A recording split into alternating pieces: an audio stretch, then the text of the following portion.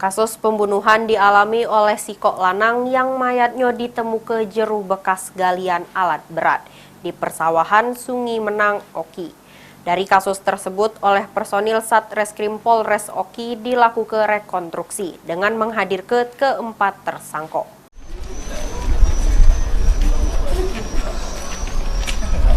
Empat tersangka pembunuhan yakni ST, SP Samo AA, serta IW warga desa Sungai Menang Ogan Kumbring Ilir jalani proses rekonstruksi atas perbuatannya yang sudah menghabisi nyawa si kok lanang yang mayatnya dibuang jero kubangan lumpur bekas galian alat berat di Sungai Menang.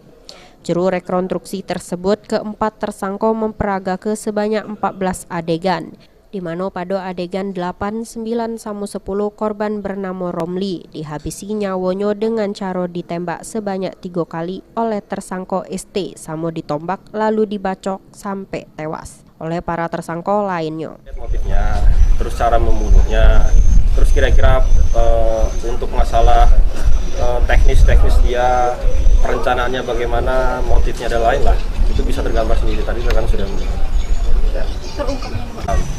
Untuk dendam apa lebih detailnya nanti mungkin akan diungkapkan di persidangan.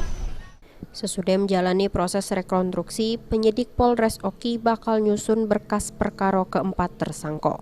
Sesudah itu nak dilimpah ke pihak penuntut yakni Kejari Ogan Kumbring Ilir. Ahmad Romawi, PAL TV.